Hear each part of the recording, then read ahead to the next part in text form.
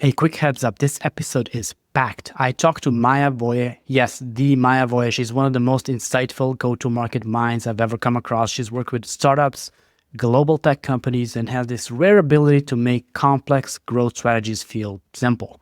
We talked about what actually makes go-to-market work, how to find your first real users, and the smart way to use AI without sounding like everybody else. If you're building anything right now, this is the episode for you. Maja, welcome to No Hacks. What an absolute pleasure and honor is to have you on the podcast.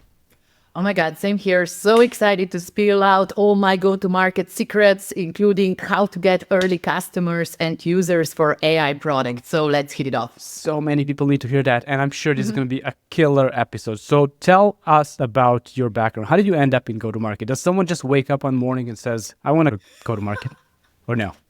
Yeah, I wish that was the case, but the history is a little bit more awkward. So you and I literally come from the same region, right? And in our region, it is more likely that you're gonna run into a deer than investor, right? So capital does not really exist, or it is really weird. It's not business angels, these are business devils. Not at all. But nevertheless, we are building cool stuff. We're there with our entrepreneurial ideas. So we just had to learn how to do a lot with very little, how to win against all the odds, and just be a little bit more subversive. And initially, maybe it was 13 years ago or 12 years ago, who's counting? It's not relevant. So we had this Kickstarter product. I was in my early 20s back then, and I was there with a bunch of cool engineers, the only person who didn't know how to code, so I had to do marketing. And I was we should sell this gadget to America. I have never been to America. How can we make this happen? And accidentally, I ran into, ironically, that's the title of your podcast, to the growth hacking discipline.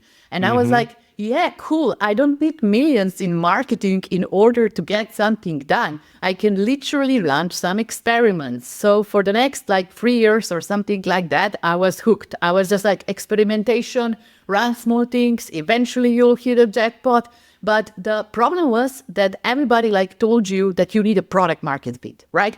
That you need to have this magical place in time when people just love your product, and if you bring more people to the product that you will get more money outside.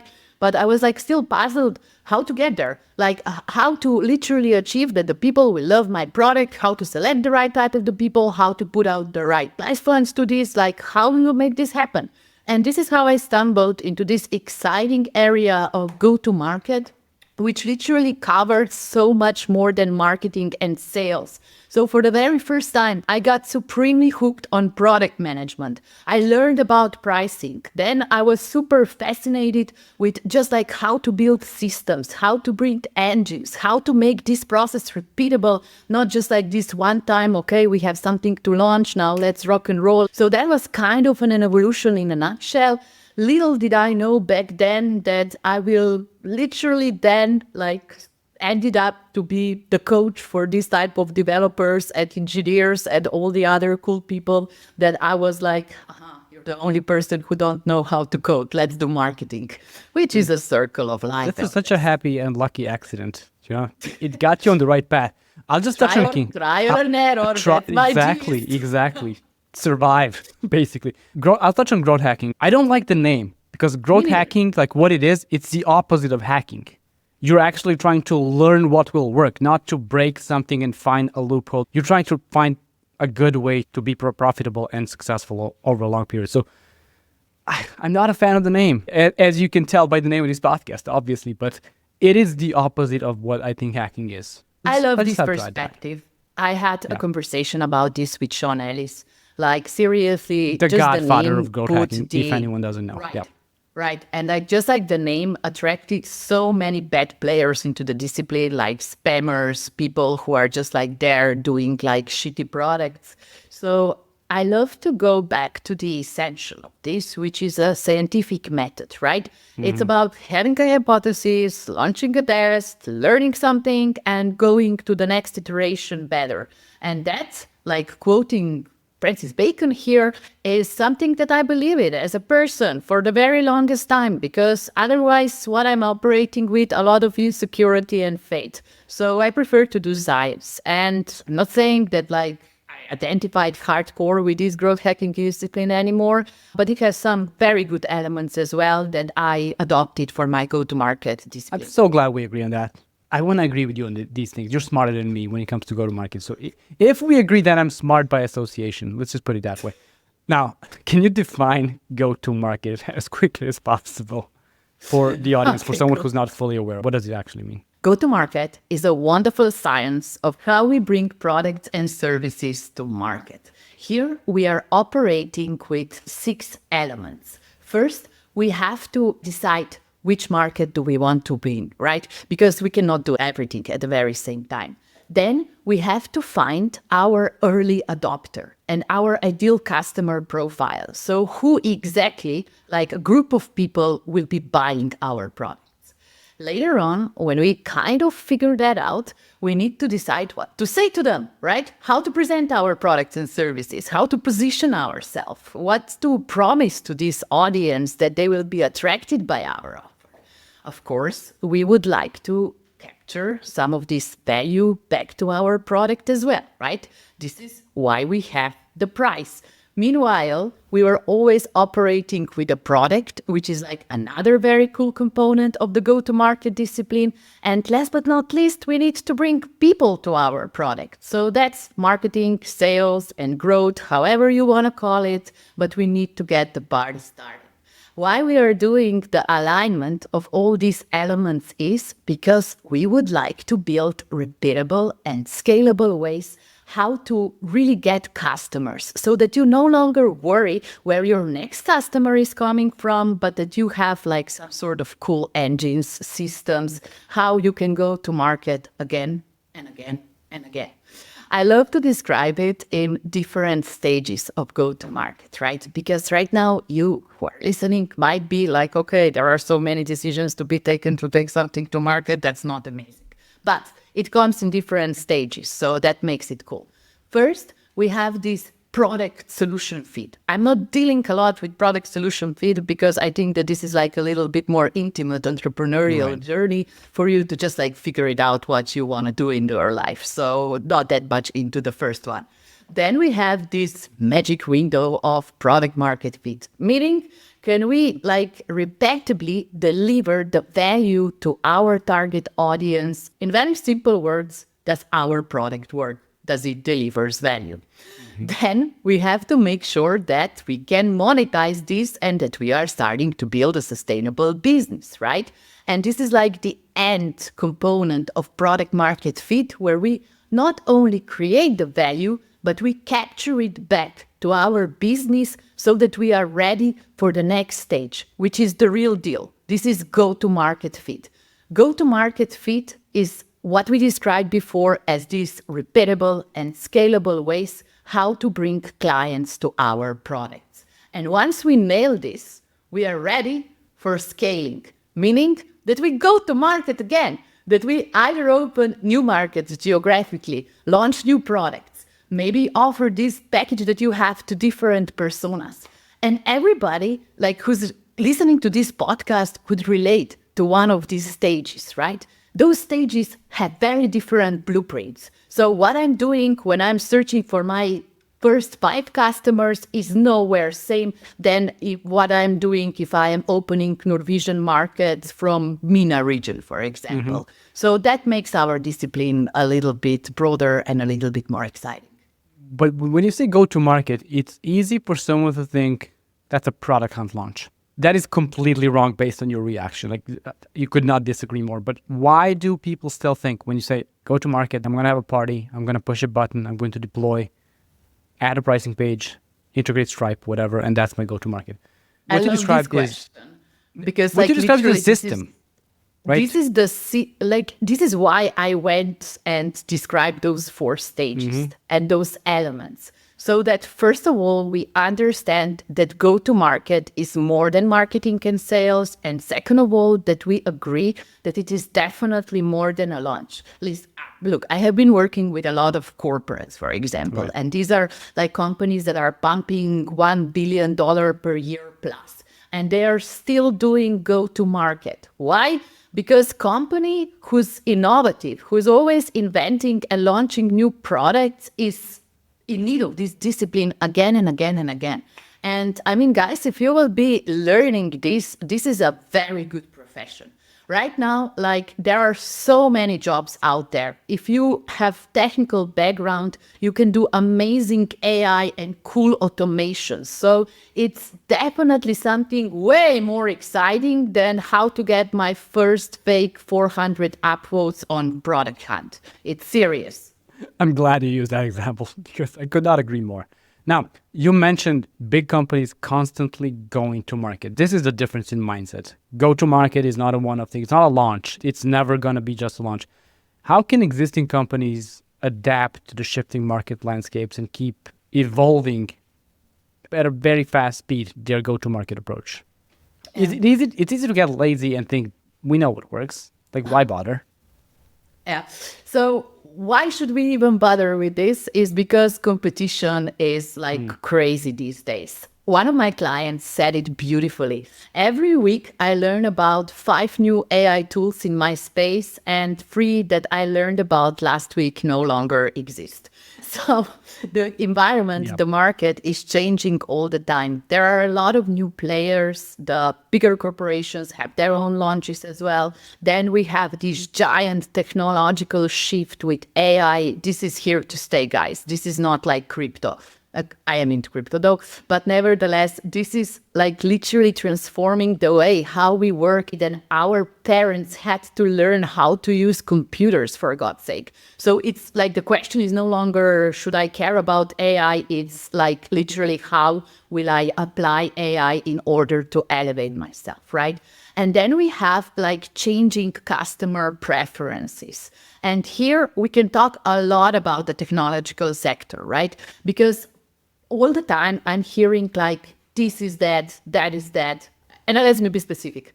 Outbound is bad. It doesn't work anymore. Inbound is dead. Like everybody is searching stuff on AI now. Why should we even bother with creating content? And just like paid is dead. Cost per clicks got insane. I can no longer break even on Meta. Like everything is broken and everything is wrong.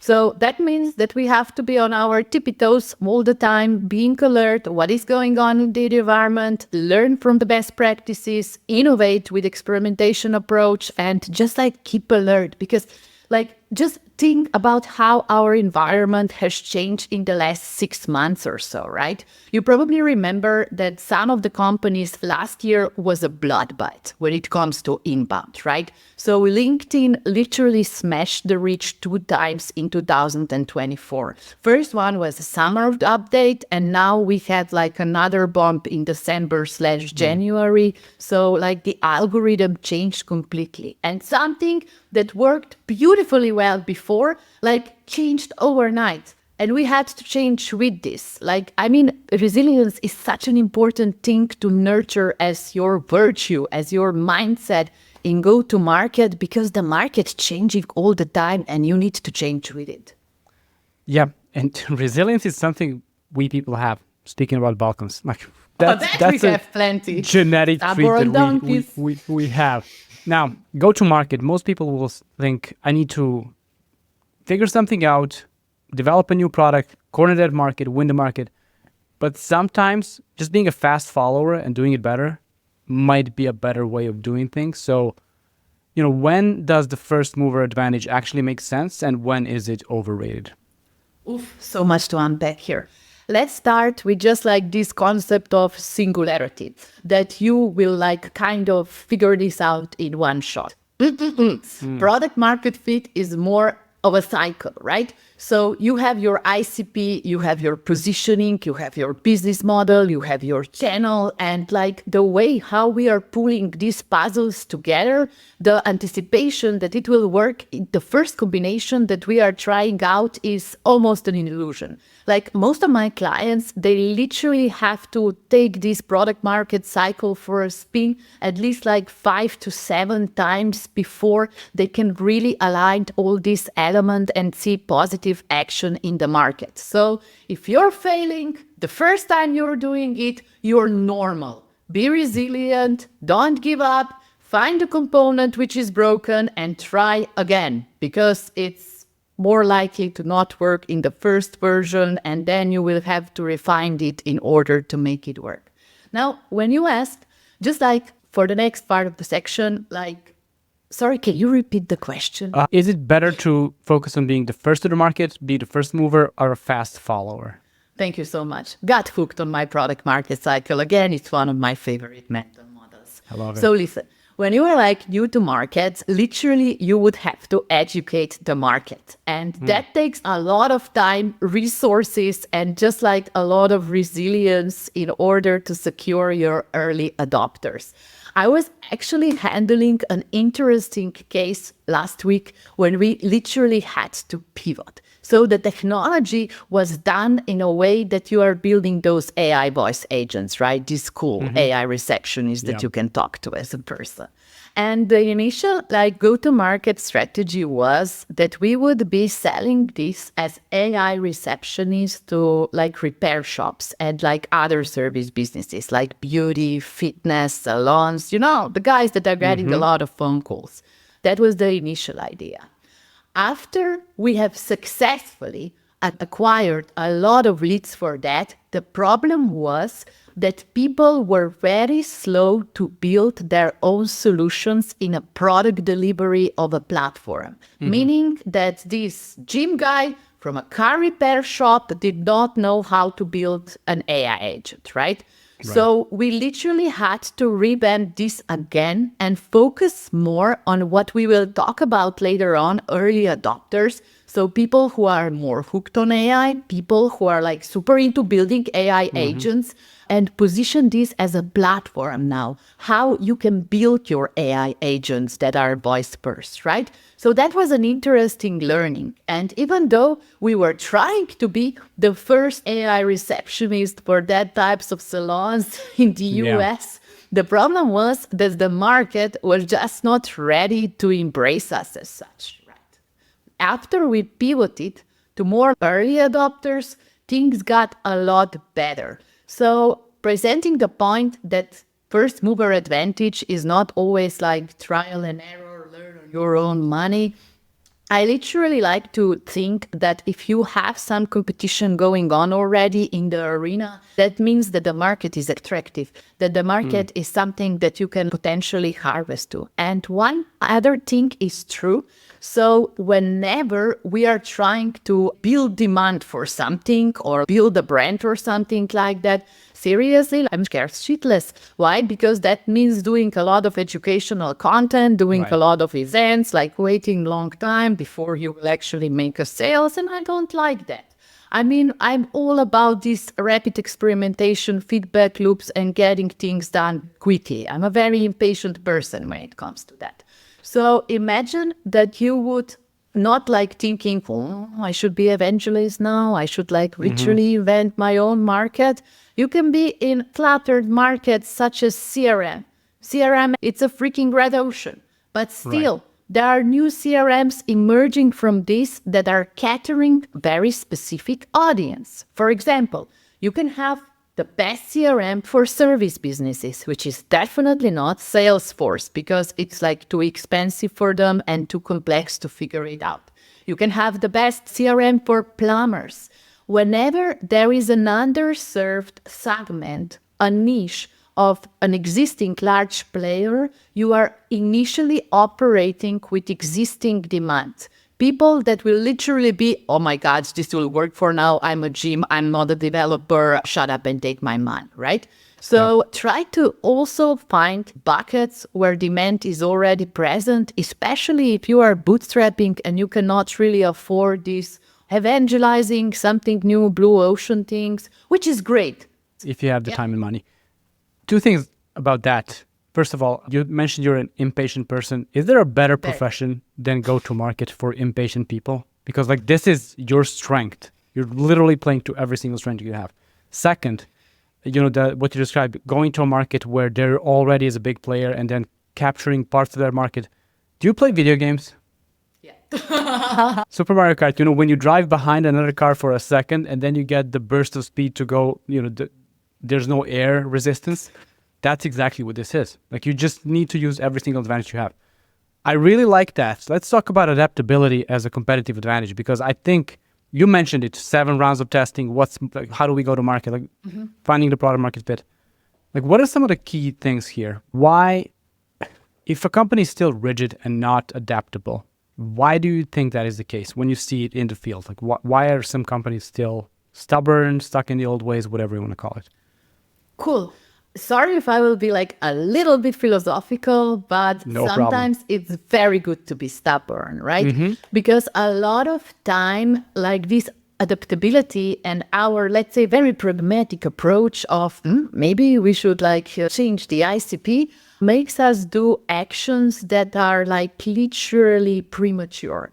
So we could win if we just hold on to this idea a little bit longer and learned how to do the work very well. So usually how I do it with my teams is test one channel, one modus operandi, one go-to-market motion for at least a quarter or a 2. Because like you literally, when you start, you probably suck at this, right? I have like a team which started to do LinkedIn posts now and everything is wrong. I literally had to like tell them, guys, we are in this stage when and as long as you are moving, you are winning. So now we are just developing the habit. I don't care how badly this post sucks. We're just like building the muscle in order to do the reps. I cannot push them like, oh, this is a perfect hook and this is like this perfect call to action if they even haven't developed this habit to be present daily on the LinkedIn, right? That would be too big of a ask. Yeah. We will build this in iterations. So for the next week, our agenda is to write posts in advance. So I can comment them prior than like this post-mortem feedback that I had after the posts were already published. But back to my point, I mean, impatience could like cost us seeing the result if we do not commit towards doing the critical amount of reps when it comes to go to market. Meaning if we are changing ICP every single week, or if we are just like, there is a new channel out there, maybe we should go there. So you need to be present somewhere for a prolonged period of time. And you also need to be married to your product vision. I spend a lot of time working with product managers, for example, right? And a lot of time when I'm saying to them, yeah, things will change, just learn how to live with this and listen to the customers, there is a risk, a very realistic risk that they would just like get too passive, that they would get caught into the experimentation so much that it wouldn't be so much more about their product vision as it is at the moment. So how they initially wanted to present this product and this value delivery, but one of our prospects wants this feature and the other ones want that feature. And there is like so many things that we can do. And just like the initial idea would be so blurred, like you would literally build a featured factory or like some sort of Frankenstein that is no longer curated by a human. But that means you don't have confidence in your original idea, among other things. Yeah, or that you are just like too greedy, or that you forget, or just like whatever, things happen. So there is always this contraband of just like stick to your product vision. Why are you doing this? Like, what are you trying to build here? So that can evolve a little bit, but less so as tactics that you are using. And then back to your initial question about agility and just like the robustness, I see that a lot when I'm working with middle management in larger companies, right? If you kind of imagine their schedule, like literally those managers spend 80-90% of their time doing meetings. How long do they really have to just like do the strategic work? They are all the time caught in some sort of tactical and operational work and reporting and just like making it done that like we first need to liberate some of our time, some of our attention span to at least start thinking about what is going on here, to grasp the big picture. And then the other thing that I see a lot whenever it comes to this agility or something like that is not laziness, but this like, yeah, but it's not so bad. Why should we change this? I mean, don't fix what is not broken, right? And the contraband that we have for this is literally this rule that we should be doing 80% of the things that are already working. So our existing go-to-market motions, how we are getting customers, and 20% of the time should be dedicated towards the experimentation. That's a really good advice. There's a way we handle this in my company because we have 2 digital products. If someone asks for a feature and we never even explore that feature before, we're not even having a meeting about it until another person asks for the same thing. Like this is the most simple rule we have. Unless we know it's multiple people needing something, we're not allowed to have about it. Like we're not talking about that. It kind of helps. Maybe sometimes you just leave some good things out because you're being stubborn or whatever, but it helps you stay focused. And it helps you because there's always tasks that you already have. Why add more? I mean, the t-shirt says it. Yes, absolutely. Focus. Exactly. So before you get too comfortable, there's some rapid fire questions. They're all product and go-to-market related. And then we take a deep dive into more GTM stuff. So but why? Ready, I thought that I could be speaking about my dogs at this point of the podcast. If you want to, we absolutely can. Go-to-market is my passion. Go. So what is the most unconventional go-to-market strategy that you've seen actually work? Okay, so what is really popular right now is there are tools such as I don't know if I want to be name dropping here, but it is like La Growth Machine. So the thing is that whenever somebody mentions your competitor, you automate this to send them a cold email. Hi, I see that you are talking about clay. We are a clay agency and this is our case study, how we are getting this and this and this and much Does traffic. that work? It does now. Okay. And the other thing, which is really hot right now, are AI SDRs. So meaning if you, for example, engaged with my LinkedIn post that I would be thinking about go-to-market much. Why don't we book a meeting?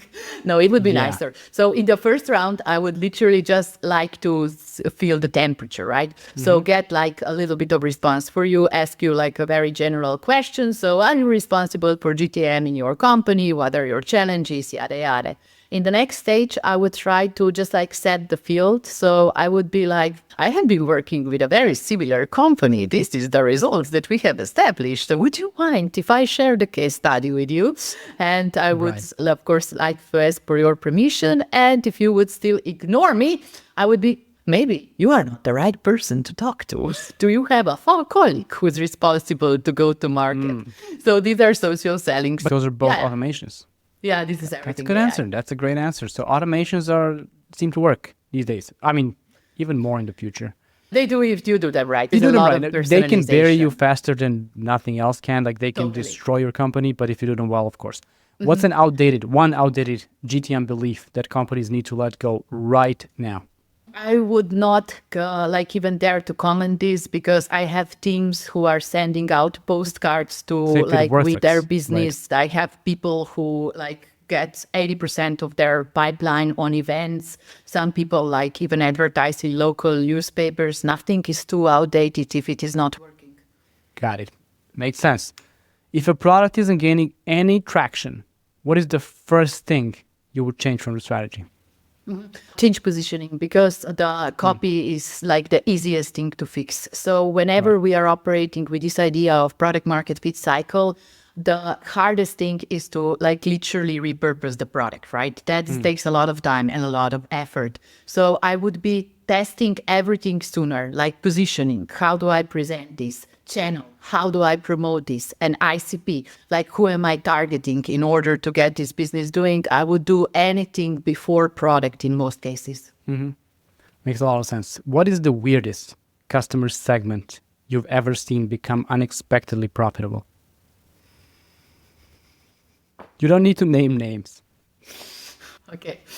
So I had a very interesting technology. It was for liquid cooling, and we kind of stumbled into this idea that we are going to offer this with data centers, with big servers or something like that. So there were a very limited amount of customers, but our engineers were very proficient in what they are doing. So yes, we accidentally stumbled on some very exotic segments, such as development centers for autonomous vehicles, those data centers, and movie industries, which was so further ahead from the initial use case of just using this as a hobby computer or for gaming computers. Also pretty cool and bigger, an even bigger market. That's awesome. Much bigger deals, yes. Much bigger market, exactly. So what the last one, if you had to launch a product with $0 marketing budget, what is your first move?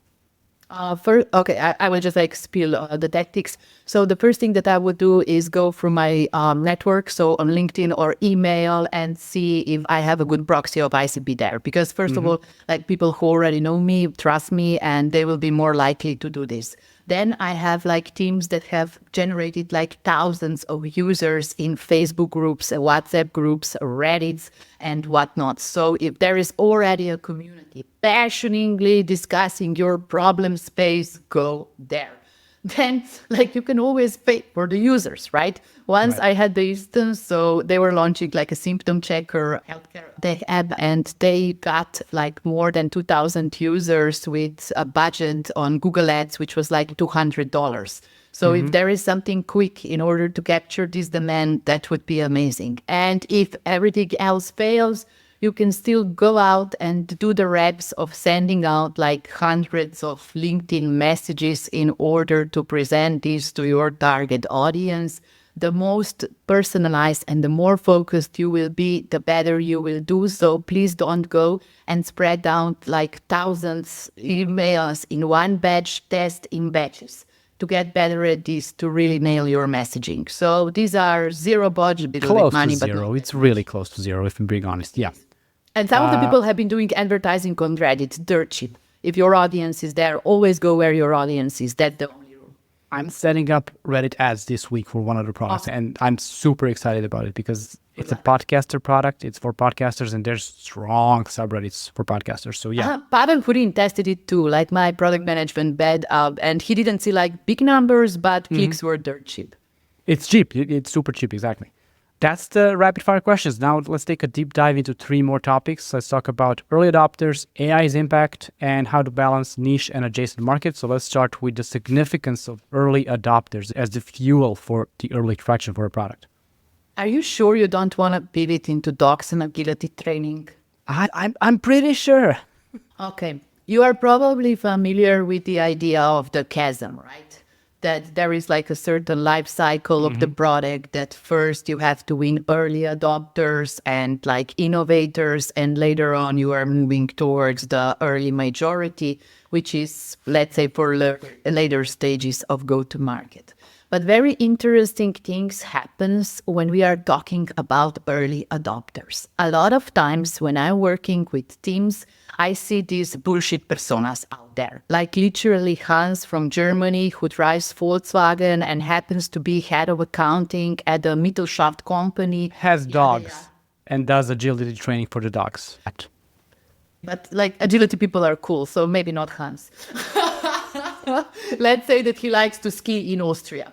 So yeah, but the thing is that these personas are a bunch of stereotypes. They are just like so bad. These people like probably never met a target audience in person, and they are just like making shit up on some sort of workshops, right? So this is useless.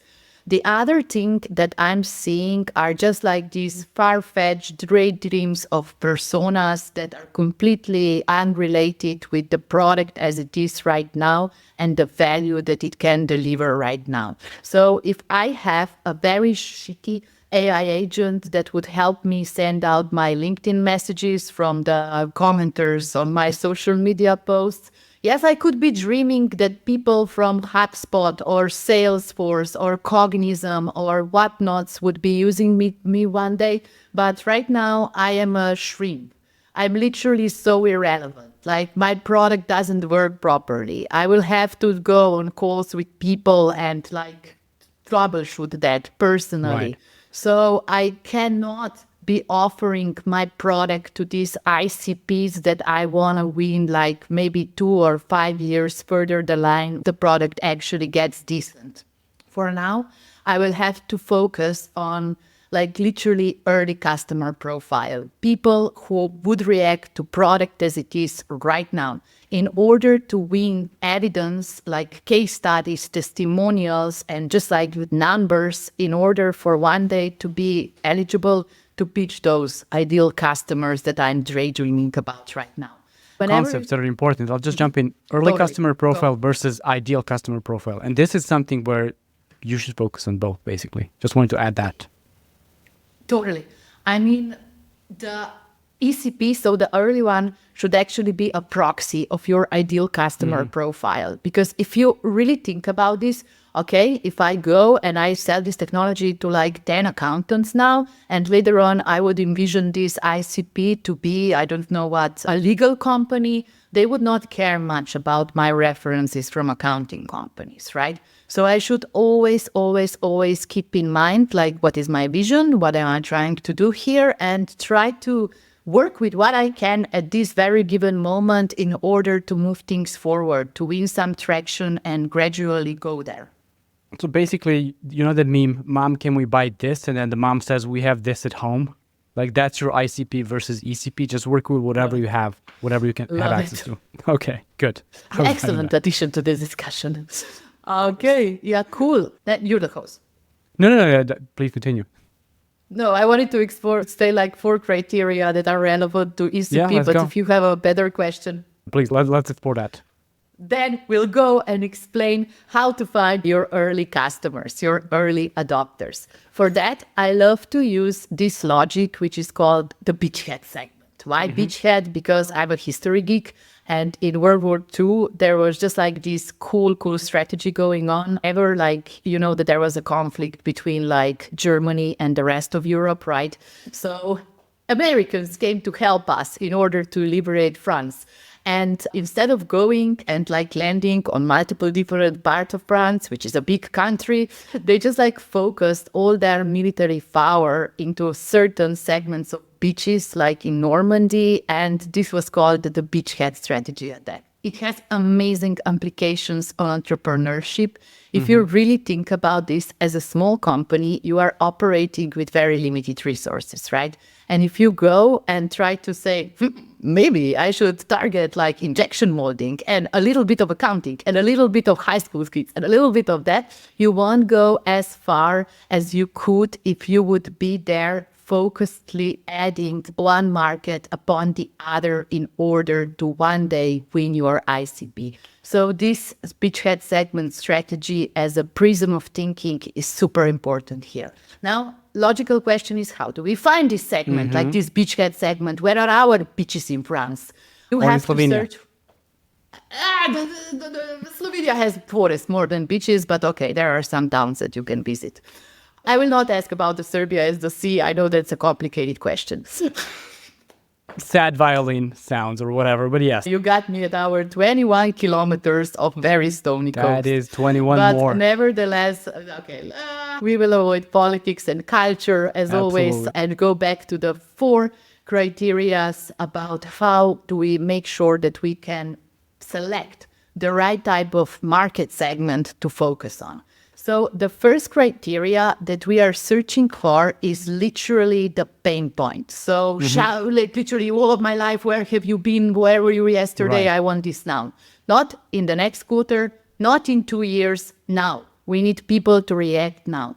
The second one is that this segment needs to display like willingness to pay. So not only will I use something for free and burn your AI or server credits, but I will also pay for it, especially if I'm bootstrapping. We need to make sure that there is willingness to pay. So not only users saying to us that they love it, but also pay for it. Then we have another one, which is super cool, proximity. Meaning that we are actually able to sell to this market in a foreseeable future of 3 to 6 months that represent our lifeline.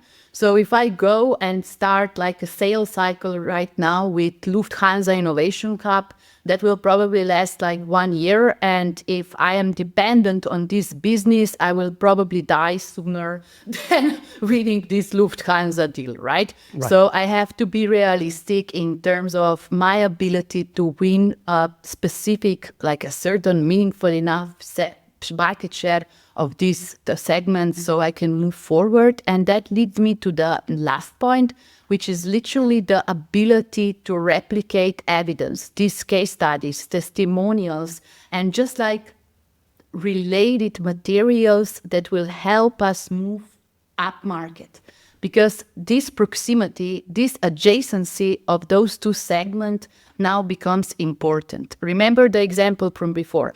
If I am like selling to accounting firms right now, I am in much better position to close somebody from bank or finance than if I'm trying to like close a tourist organization then all of the sudden. You speak the same language with them, if nothing else. Like, I mean, it makes a lot of sense. We have to talk about AI's impact on go-to-market strategy. Obviously, the cold outreach and all the lazy cold outreach we mentioned already. Sadly, that's also AI. Mostly AI. It's bad AI, but it's AI. So what are some good examples of AI influencing go-to-market?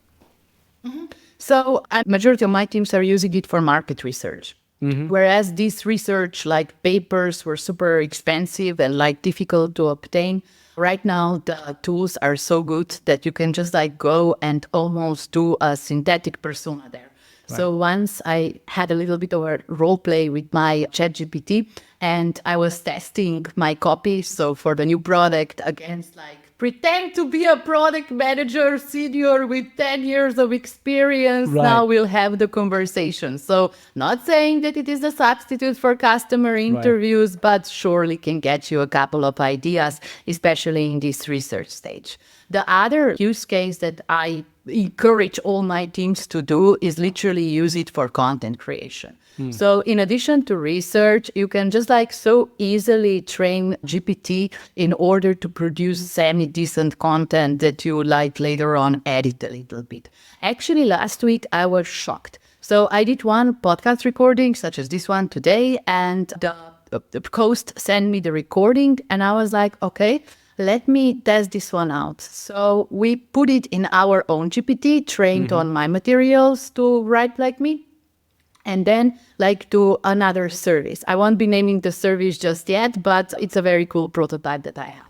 And literally like the statuses that come out of this were better than like the GPT that we have trained on my data, right? So there we can see the compound effects of AI learning and just like getting better and better and better on a bigger data set.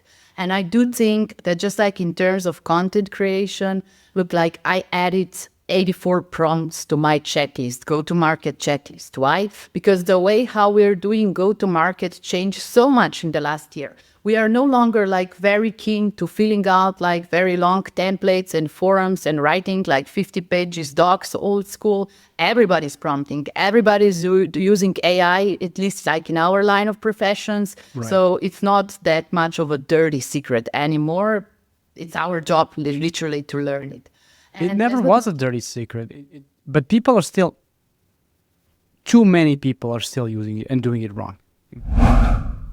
True. What do you mean by wrong? Lazy. Just give it enough information for it to help you. If you just say, I want you to write this for me, who are you? Who's the audience? Like, what's the context? If you give it all that background information and train it in your own voice, that's at the next level. But give it enough information so it can have a targeted response versus something that's just AI vomit that it throws up through the world. Do you think it's laziness or self-protection of the job and importance? Can I say it depends? But I think it...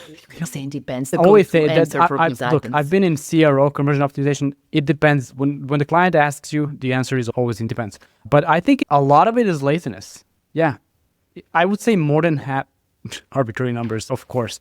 But I think a lot more than half of bad results, bad generated responses come out of laziness than anything else. Yeah. I'd agree with this one because the knowledge is not that difficult to obtain. And the majority of us, like, it's learning by doing. And I love this theory. I don't know who's the author. I think it's just Kaufman, but don't hold me accountable for this one. But the rule of 20 hours. Learn how to use AI is literally to use it instead of Google. When you are writing like a new draft, when you have to a contract draft or some sort of report that you don't really want to do. So like learning by doing. And the second thing to this one is to think critically. So it's not like, AI did this instead of me, so I no longer have to work. I mean, you have to work with this in order to fit your criteria. Don't just take the first output out and say, great, now the job is done. Like, think more critically. But that's the laziness component. That's exactly what I mean. Yeah, or maybe also like fascination with something new. Maybe, you know? that's a good point. That All right, could can also do that. that could also be That's it. our I mean, I problem can with just us press early a adopters. button and it's going to do everything. Yeah, maybe that's a very good point. Actually, maybe it's not all laziness. Maybe it's just it's good enough. Like it's killing it without me. Like, Let's yeah. call it perfect enough. There Okay? you go. I mean, I had a use case. I'm building a feature for one of the products. I want it to write podcast episode titles, like viral hook titles, based on the podcast you're planning with and recording and the MP3 file. And if you just say, "This is everything about my podcast," I want you to give me 5 suggestions about a title. Sure, but what I added yesterday is pick a podcast you think has good titles. It will get the latest 100 episodes, and that's the training data. And then it will look at your episode, and it will, based on how they write their titles, it will suggest 5 options for you.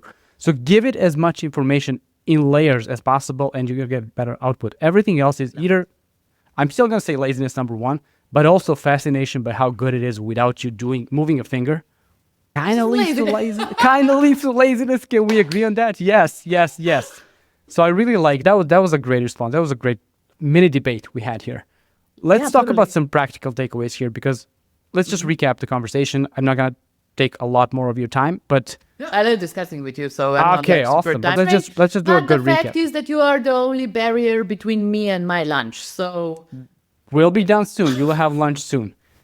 Focus beats scale. Like that's the number one takeaway that people should have. Go to market is about focus. Also, it's about systems. This is something that I really not learned, but reinforced my knowledge of that through these conversations. Systems, and having a system and sticking to the system and knowing when not to stick to the system, which is also part of the system, ironically. That beats brute force and scaling and just burning money and whatever else. So you can do a lot more with the right GTM strategy and approach if you start narrow and then expand. Second one is that not all early adopters are equal. Like there are people who want to pay for your product and not just burn your AI credits with OpenAI. So you need to know who to focus on, like the early customer profile versus ideal customer profile and how they connect. I love that one. AI, we talked about AI. It's a tool. It cannot replace strategy. It cannot replace human decision making. It should never be able to do that. Maybe it will at some point, but I hope it doesn't, because what do we do then as humans? Like, do we do gardening? I don't know. Like, yeah. Can I finally talk about dogs now? yes, please. Let's go. Okay, super. How many dogs do you have? 2. But one of the very good scenarios with AI is, so I'm not like a huge metrics believer. Yes, it can happen, but I would prefer not to. So there is like this cruel joke, who won the evolution? Dogs. Because like us humans, we are literally like feeding them, like removing their shit and just like keep them entertained and like beautifully fed. True. So whenever like people say to me like, oh, AI, I don't know about the future of job market or something like that, my literally response is yes. First of all, we will learn how to use it very effectively. So maybe we as humans will do a little bit less of like this grunt work and just like this monkey work that we don't like. And the second thing is just like, I love to think about like, what would I love to do more of in life? Because sometimes you are literally so trapped in these busy ops and you don't even have the time to think. So my first frontier is literally to use AI to liberate more time for thinking and deep work. Hopefully my job will be safe for another 10 days. But if that AI agent called Mars, who's a dog on Discord, replaces me, that's fine as well. I'm resilient. Just when I thought we couldn't agree more. Yeah, I mean, that's exactly what AI, you know that there's a saying, I don't know who it was, I want AI to do my laundry while I do my art, not the other way around. We should aim for that. Let's not use AI to kill human creativity, because if we do that, we're a different species. Like we're dogs. Have you tested AI-generated content against your content?